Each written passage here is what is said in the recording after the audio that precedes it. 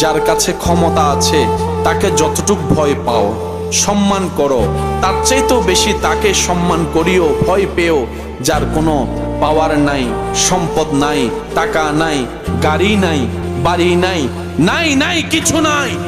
জিজ্ঞেসকারী জিজ্ঞেস করে, ও হযরত মাওলা আলী শের খোদা আলী রাদিয়াল্লাহু তাআলা, আপনার এই কথার অর্থ তো বুঝলাম না। সম্পদশালীকে ভয় পাওয়ার কারণ তো সম্পদ আছে, পাওয়ারফুলকে ভয় পাওয়ার কারণ তো তার কাছে পাওয়ার আছে, ওর কাছে তো কিছুই নেই, অর্থের ভিখারি, ওকে ভয় পাবো তো পাবো কেন? তখন হযরত আলী বলে, একটু দিলের চোখ দিয়ে দেখো। তুমি যখন চামড়ার চোখ দিয়ে দেখছো তার কাছে গাড়ি বাড়ি সম্পদ পাওয়ার আছে, আর তুমি চামড়ার চোখ দিয়ে দেখছো তার কাছে কোনো অর্থ কড়ি সম্পদ কিছু নাই। দিলের চোখ দিয়ে দেখো, যার কাছে কিছু নাই তার কাছে তো একজন আল্লাহ আছে। তুমি যদি ওকে দুর্বল মনে করে করতে থাকো অত্যাচার, ওর রব যদি ওর পক্ষে একবার কথা বলা শুরু করে, তোমার অবস্থা।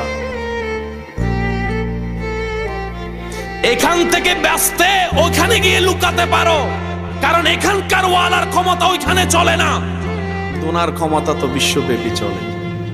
কোথায় তুমি লুকাবা?